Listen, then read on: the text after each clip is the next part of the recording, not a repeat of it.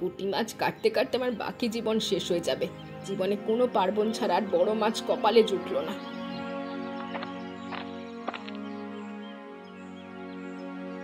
কিরে রমা, একা একা কি বিড়বিড় করছিস?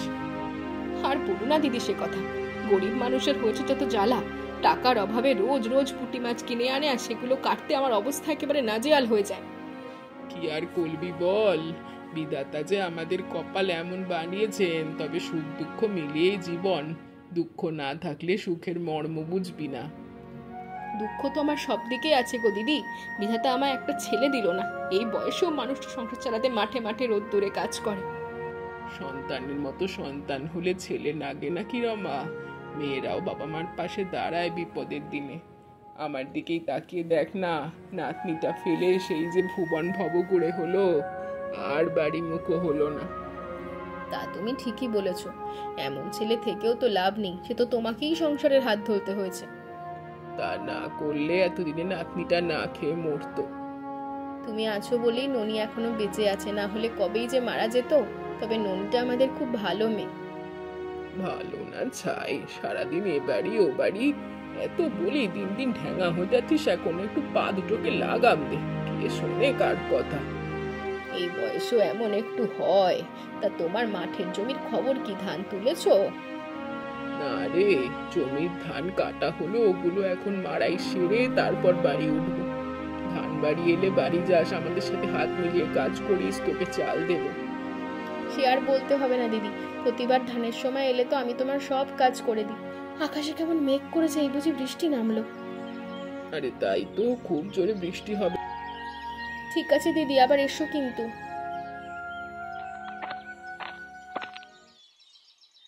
কই গো, হলো? স্নান সেরে কখন ঘরে গেছো তেল দেওয়ার জন্য? এদিকে তো খাবারগুলো ঠান্ডা হয়ে গেল। তুমি তো জানোই, স্নান করে শরীরে তেল না মাখলে আমার ভালো লাগে না। আর শরীরে তেল মাখলে শরীরের ত্বক ভালো থাকে, তাই না? তাই বলি, এত দেরি করে কেউ তেল মাখে? আমি তো সে কখন থেকে জল খাবার নিয়ে বসে আছি। তোমাকে খাইয়ে বিদায় করে আমি দুপুরে রান্নাগুলো তো করব। হ্যাঁ হ্যাঁ, তাড়াতাড়ি খেতে দাও আমাকে। আকাশে তো দেখছি খুব মেঘ করেছে, বোধহয় ঝড় বৃষ্টি শুরু হবে। ঝড় বৃষ্টি হলে তো চিন্তা বেড়ে যায়। বাবার বাড়িটার যে কি অবস্থা, তাতে জোর করে দমকা হাওয়া এলে বাড়িটা তো একবার ভেঙে গুড়িয়ে যাবে। এত চিন্তা করো না, দেখো কোনো না কোনো উপায় একটা ঠিক হয়ে যাবে। আর বাবাকে তো প্রতি বছর বলা হয় এবার এটা মেরামত করতে, তাই না? মেরামত করবে কি করে? প্রতি মাসে মায়ের ওষুধের খরচা, সংসার খরচা, এই বয়সে একা জুগিয়ে আর কত পারবেন? সেটাও তুমি মন্দ বলনি গিন্নি। এখন ঝড় বৃষ্টি হলে কোন নিরাপদ আশ্রয়ে থাকবে সেটাও বুঝতে হবে তাদেরকে। বৈশাখ মাসের ঝড় বৃষ্টিতে নিরাপদ আশ্রয় আর কোথায় যাবে? আমাদের তো তিন কুলে বাবা মা ছাড়া আর কেউ নেই। এদিকে জামাই ষষ্ঠীও চলে এসছে। এই ঝড় বৃষ্টির দিনে জামাই ষষ্ঠী খেতে গিয়ে শেষে ঘরের নিচে চাপা পড়ে না মরে যাই। আমি এদিকে আমার বাবা মায়ের দুশ্চিন্তায় আছি, আর তুমি কিনা আমার সাথে মশকরা করছো। আহা গিন্নি, চড়ছো কেন? আমি তো একটু মজা করলাম। তুমি চিন্তা করো না, দেখি কিছু একটা করা যায় কিনা। হ্যাঁ হ্যাঁ, এখন বের হতে না পারলে আর ঝড় বৃষ্টি শুরু হলে যেতে পারবো না। এখন আমাকে তাড়াতাড়ি খেতে দাও, খেয়ে হাটে গিয়ে দোকান খুলি।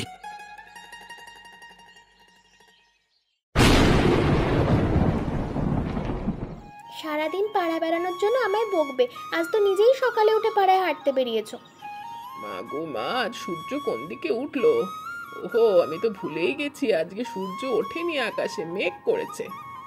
সূর্য ঠিকই উঠেছে, কিন্তু মেঘের জন্য মেঘের নিচে ঢাকা পড়েছে। আমাকে নিয়ে মজা করো না, নিজের দিকে তাকাও। সকাল সকাল উঠে তুমিও তো হাঁটতে বেরো, শুধু আমি বেরোলেই দোষ না? তুই বেরুলে দোষ নেই, দিন দিন তোর বয়স হচ্ছে, আজ বাদে কাল বিয়ে, পরের সংসারে যাবি। এখন যদি এভাবে লোকের বাড়ি বাড়ি ঘুরে বেড়াস তাহলে বদনাম রটবে। লোকজনের বদনামের আমি তোয়াক্কা করি না ঠাকুমা। একবেলা না খেয়ে থাকলে কেউ এসে আমার খাবার দেবে না। একবেলা খাবার না দিলেও এরা আমাদের বদনাম করতে পিছপা হবে না। তোর বাবা ভবঘুরে হলো, আর তোর দায়িত্ব আমার কাঁধে। একদম এই লোকটার কথা আমার সামনে বলবে না। বাবা কাকে বলছো তুমি? সে কি আমার বাবা হওয়ার যোগ্যতা রাখে? তুমি হলে আমার বাবা, আমার মা। ছোটবেলা থেকে তুমি মানুষ করেছো। মানুষ তো করতেই হতো। তুই যে আমার একমাত্র বংশের প্রদীপ, তুই না থাকলে বুড়িটা কবেই মরতো। মরবে তোমার শত্রু, এমন কথার কখনো মুখে আনবে না। তুমি মুড়ি মাখা করে দিয়েছো, খাবে না তুমি? তোমার জন্য মুড়ি মাখা রেখে দিয়েছি আমি, খাবে না? আকাশে কেমন মেঘ করেছে দেখেছিস? ঘরের পেছনে ফাঁকা জায়গাটায় কিছু ডালের বড়ি রোদে দিয়েছিলাম, ওগুলো উঠিয়ে নিয়ে আসি, তারপর খাবো। তোমাকে যেতে হবে না, আমি ঘরে নিয়ে এসে খাবার শুরু করি। তুমি ঘরে গিয়ে খাও, আমি নিয়ে আসছি। এই সকাল সকাল একটু কাজে বের হলাম, বৃষ্টির জন্য সেটাও হলো না। এখন কাজ না করেই বাড়ি ফিরে যেতে হবে। এদিকে গিন্নি তো কিছু বাজার সদাই নিয়ে যেতে বলেছিল, কি যে করি।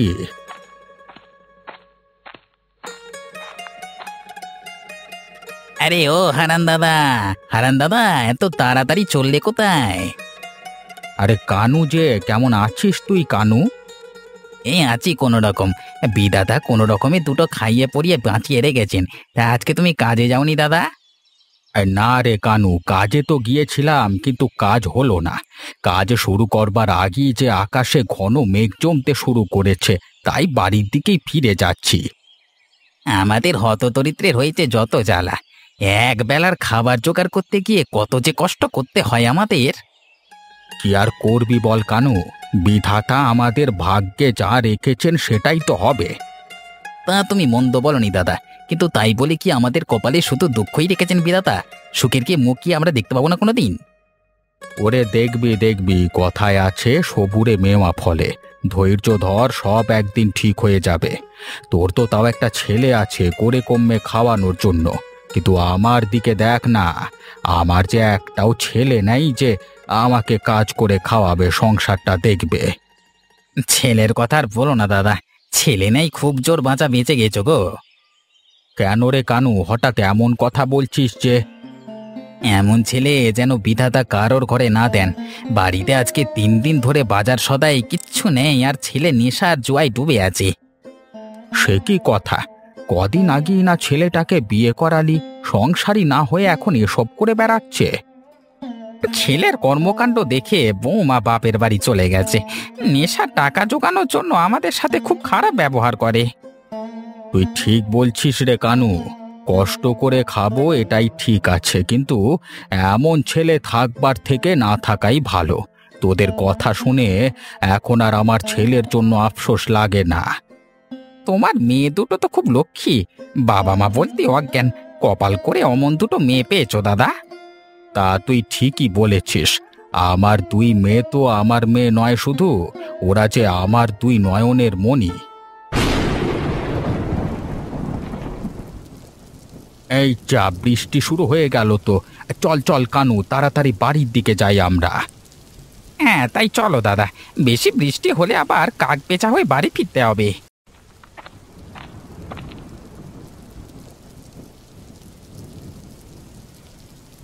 সেই সকালে বাজার করতে বেরিয়েছে, সকাল গড়িয়ে দুপুর হলো, এখনো বাড়িতে ফেরার নাম নেই। গিন্নি, আরে ও গিন্নি, কোথায় গেলে তুমি? কি তুই দেখছি একেবারে ভিজে এসেছো। কতবার বললাম ছাতা নাও, কি শোনে কার কথা। আর বলো না গিন্নি, এমন হুট করে ঝুম বৃষ্টি আসবে সেটা কে জানতো? আসবেই তো, সকালে বেরিয়েছো আর দুপুরবেলা ভিজে ভিজে বাড়ি এলে। বাজার করতে এত সময় লাগে?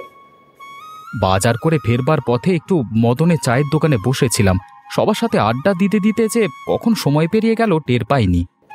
তা টের পাবে কেন? আজ দুপুরের ভাত সন্ধ্যায় রান্না করে খাওয়ালে টের পাবে। এদিকে আমি দাঁড়িয়ে দাঁড়িয়ে ভিজছি আর তুমি কিনা আমার সাথে রাগ করছো গিন্নি। আমার গামছাটা এনে দাও তো দেখি। পারবো না আমি কিছু করতে। এখন এই অবেলায় কে রান্না করবে শুনি? আমার বাড়িতে নিমন্ত্রণ গেলে দেখেছো দুপুর হবার আগে মা সব রান্না করে রাখেন। হ্যাঁ হ্যাঁ, সব জানি আমি। এখন বাজারগুলো নামিয়ে রাখো, আমার সাথে সাথে শাকসবজিগুলোও ভিজে গেছে। বেশিক্ষণ এভাবে ভেজা রাখলে পরে পচতে শুরু করবে। পচলে এই পচা সবজি দিয়েই তোমাকে খাওয়াবো রান্না করে। এমনিতেই আমি চিন্তায় কিছু ভাবতে পারছি না, তার উপর তুমি দেরি করে এলে। কেন, কি হয়েছে তোমার? বাইরে দাঁড়িয়ে না থেকে ঘরে ঢোকো, মাথা মুছে জামা কাপড় বদলা, না হলে সর্দি কাশি বাঁধলে তো আমাকেই সেবা করতে হবে। 10টা না 5টা না, একটা মাত্র গিন্নি আমার। অসুস্থ হলে তুমি সেবা করবে না তো কে করবে শুনি? আহা, বাবুর শখ কত! ইচ্ছে করে জ্বর বাঁধিয়ে এলে আমি আবার সেবা করব, সেগুড়ে বালি। হয়েছে হয়েছে, আমি বুঝতে পেরেছি। এখন বাজারগুলো নামিয়ে রান্না করো দেখি, আমি ঘরে গিয়ে শরীর মুছে জামা কাপড়টা পাল্টে নিই। তাড়াতাড়ি যাও। আর হ্যাঁ, জামা বদলে মুড়ি মাখা রাখা আছে, খেয়ে নাও। আজ দুপুরে আর ভাত পাবে না, বৃষ্টি থামলে তবে রান্না করব। ঠিক আছে, তবে আমাকে পেঁয়াজ আর নুন লঙ্কা দিয়ে মুড়ি মেখে দাও। এত কিছু আমি করতে পারবো না, শুধু মুড়ি খাও গিয়ে। বাজার যা এনেছো তেমন শাস্তি ভোগ করো। কি আর করবার, তুমি যেটা বলবে।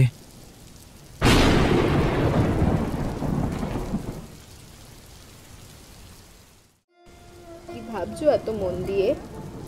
কি আর ভাববো গিন্নি, যেভাবে বর্ষা শুরু হয়েছে তাতে মনে হচ্ছে আমাদের ঘরটা বেশি দিন টিকবে না। এবারের বর্ষায় আমাদের ঘর না ধসে পড়ে। সব অলক্ষণে কথা এসব বলো। ঘর কেন ধসে পড়বে? এতদিন তো ঘরে দিব্যি আছে। আমাদের মাটির দেওয়ালের ওপরের যে গোলপাতা ছাউনি, খেয়াল করে দেখেছো দেওয়ালগুলোতে কেমন ফাটল ধরেছে, আর চালের ছাউনিটা কেমন নড়বড়ে হয়ে গেছে। ওমা, তাই তো, আমি তো এতদিন খেয়াল করিনি। সত্যি ঘরের দেওয়ালগুলো ফাটল ধরেছে। এখন বর্ষার জল যদি ফাটলে প্রবেশ করে তবে তো দেওয়ালের মাটি নরম হয়ে যাবে। আমি তো সেটাই ভয় পাচ্ছি। দুদিন বাদই আবার জামাই ষষ্ঠী, মেয়ে জামাই এলে ঠিক মতো খেতে বা থাকতে দিতে পারি না।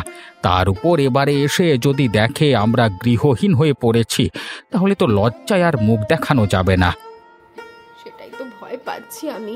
তাছাড়া আমাদের তো জমানো কোনো টাকা পয়সাও সম্বল নেই। নতুন ঘর কে বানাবে? এখন কি করব আমরা? আমাদের কিছুই করবার নেই, বিধাতার পানে চেয়ে থাকা ছাড়া, কারণ হাতে টাকা নেই যে নতুন করে ঘরে হাত দেব। বিধাতার মুখ পানে চেয়ে থাকলে তো হবে না। এমনি এমনি তো জাদু বলে কিছু ঘটবে না, আমাদেরকে কিছু করতে হবে। কিন্তু কি করব বলো? তুমি বরং কারোর কাছ থেকে টাকা ধার করে আনতে পারবি না দেখো, তাহলে সেই টাকা দিয়ে ঘর মেরামত করা হবে। আমার মতো হতদরিদ্রকে ধারে টাকা দেবে কে গিন্নি? আচ্ছা, এত চিন্তা করো না। চিন্তা না করে আর এর হাল পাওয়া যাবে না, তার থেকে দুটো মুড়ি মাখা খাইয়ে দিই। না না, এখন মুড়ি খেলে আর রাতে ভাত খেতে পারবো না। রাত হতে এখনো অনেক দেরি, কেবল তো মাত্র সন্ধে হলো। তুমি বসো, আমি মুড়ি মাখা আনছি। কই গো, তাড়াতাড়ি খেতে এসো, আকাশে মেঘ করেছে, তোমাকে তোমার বাজার যেতে হবে। আকাশে তো ভালো মেঘ করেছে দেখছি, এই বুঝি বাইরে বেরোলেই ঝুম বৃষ্টি নামবে। নামলেও কি করার, মেয়ে জামাইরা যে কোনো সময় চলে আসবে। আজকে জামাই ষষ্ঠী, সকাল সকাল খেয়ে বাজারে যাও। ভয় তো হচ্ছে এই বর্ষার দিনে জামাইদের সামনে আমার মাথা না নিচু হয়ে যায় আবার। মাথা নিচু হবার কি আছে? জামাইরা তো ভালো করেই জানে আমাদের হাল। তাছাড়া আমার জামাইরা এক একটা হীরের টুকরো, তুমি ওসব ভেবো না, শুধু শুধু চিন্তা করছো। মা, ও মা, কোথায় গেলে তোমরা? এই দেখো কারা এসেছে। ও মা, আমার মায়া মা, কেমন আছিস? আমরা ভালো আছি, তোমরা? আমরা ভালো আছি রে মা। তা জামাই বাবাজি কেমন আছো? আগে ভালো আছি বাবা। জামাইকে নিয়ে ঘরে যা, আমি তোদের জল খাবার দিচ্ছি। মা, ও মা, দিদিরা এখনো আসেনি? দিদি জামাইবাবু নাম নিয়েছো, আর তারা না এসে কি পারে তাহলে? এই তো জামাইরা চলে এসেছে। কেমন আছিস? আমি ভালো আছি, তোরা সবাই কেমন আছিস? আমরাও ভালো আছি। যা যা, জামাইদের নিয়ে ঘরে গিয়ে বিশ্রাম নে, আমি তোদের জন্য জল খাবার নিয়ে যাচ্ছি। আর তুমি তাড়াতাড়ি হাটে যাও, বাজার করে নিয়ে এসো। আরে হাটে যাবার প্রয়োজন নেই মা, আমি সব বাজার করে এনেছি। সে কি বাবা, তুমি কেন কষ্ট করে আনতে গেলে? আর জামাই ষষ্ঠী, জামাইদের বাজার করে খাওয়াতে হয়। বাবার অবস্থা সম্পর্কে আমরা ভালো মতোই জানি। এই অবস্থায় এমন ভারী বাজার করতে যাবার কষ্ট হবে সেটা বুঝি তো বাজার করে নিয়ে চলে এসেছি। আর হাটে গিয়ে কাজ নেই, তুমি বাজারের ব্যাগ নিয়ে রান্নাঘরে যাও, আমি আর মায়া একটু বাদেই সাহায্য করব তোমায়। তোদের মতো মেয়ে জামাই পেয়ে আমরা ধন্য।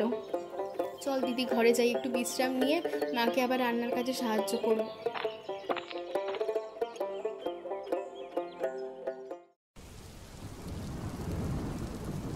এমন বৃষ্টিতে পেট পুড়ে খেয়ে ঘুমাতে মজা, আর শ্বশুর বাড়ি হলে তো কোনো কথাই নেই। একদম ঠিক বলেছ দাদা। বছরের এই একটা দিনই মনে হয় আমরা সব ব্যস্ততা ছেড়ে ছুড়ে আমোদ আহ্লাদ করে কাটাই, না হলে তো পুরুষদের সারা বছর কাজকাম করেই কাটাতে হয়। আর আমরা বুঝি সারা বছর পায়ের ওপর পা তুলে খাই? পুরো সংসারের দায়িত্ব তো আমাদের ওপরই থাকে। একদম ঠিক বলেছিস। কখন কি রান্না হবে, সংসারে যাবতীয় কাজ, শুধু কাজ করলেই গুণগান, না হলে আমাদের ব্যাপারেও তোমরা বলো। হয়েছে, থাম তোরা, আমার জামাই বাবাজিদের একটু খেতে দে, খাবার সময় কথা শোনাচ্ছিস। মা গো মা, জামাইরা এসেছে, অমনি মেয়েদের মন ভুলে গেলে না তোমরা? না রে মা, তোদের কি ভোলা যায়? তোরা দু বোনে হলি আমাদের দুই নয়নের মণি, তোদের নিয়েই তো আমাদের সব। তুমি আমাদের শুধু আদর করো, মা তো দেখছি জামাইদের পেয়ে আমাদের ভুলেই গেল। দূর, তোরা আছিস বলেই না বাবাজিরা আছে, অনেকদিন জামাইরা আসেনি, একটু খাতির যত্ন তো করতে হবে রে। কি হলো? কিসের শব্দ এটা? ওই দেখো দাদা, ঘরের দেওয়াল হেলে পড়েছে, ঘরটা বুঝি এখনই ভেঙে পড়লো। এই চলো চলো, জান নিয়ে আগে বাইরে বের হই সবাই। হ্যাঁ হ্যাঁ, আর দেরি করা ঠিক হবে না, ঘরের চালে বোধহয় গাছের ডাল ভেঙে পড়েছে। এ কি সর্বনাশ হলো গো, এখন আমি কোথায় রাখবো তোদের? এই বৃষ্টি বাইরে মাথায় ভেজার কোথাও তো ঠাঁই নেই। আপনি দুঃখ করবেন না মা, আগে বাইরে বের হয়ে যান বাঁচাই, তারপরে ভেবে দেখা যাবে কি করা যায়। চলুন সবাই বাইরে চলুন।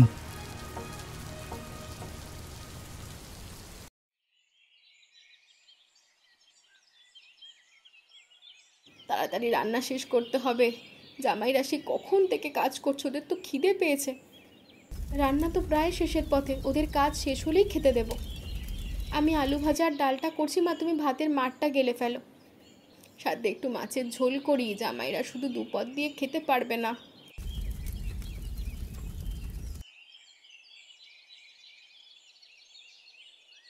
ও মা, কি সুন্দর বানিয়েছো তোমরা বাবা, আমাদের ঘরটা কত সুন্দর হয়েছে। তাই তো দেখছি। কই রে রমা, কাল তোদের ঘর ভাঙার কথা শুনেই তো চলে এলাম। ওমা, এ তো দেখছি আরো মজবুত লাগছে। হ্যাঁ গো দিদি, আমার দুই জামাই মিলে আবার নতুন করে আমাদের ঘরটা তৈরি করেছে। দেখেছিস রমা, ছেলে থাকা লাগে, না হলে মানুষের জামাইরাও শ্বশুর বাড়ি সাহায্য করতে পারে না। সাহায্য করবার জন্য কারোর ছেলে হওয়ার দরকার নেই গো পিসি, জামাই হলেও সাহায্য করা যায়। আমরা জামাই হলেও তো আমরা আমাদের শ্বশুর শাশুড়ির ছেলের মতোই, তারা তাদের মেয়েদেরকে আমাদের কাছে দিতে পারলে আমরা কেন তাদের সাহায্য করতে পারবো না? অনেক জামাইরা তো ভাবে শ্বশুর বাড়ির কাজ করলে মান সম্মান চলে যাবে, শ্বশুর শাশুড়িকে নিজের বাবা মার মতো দেখতেই পারে না। মানুষের মতো মানুষ হলে কখনো ভেদাভেদ করতে পারবে না। আমার তো দুই মেয়ে ছিল, আর তার সাথে আমি দুই জামাই পাইনি গো, দুই ছেলে পেয়েছি।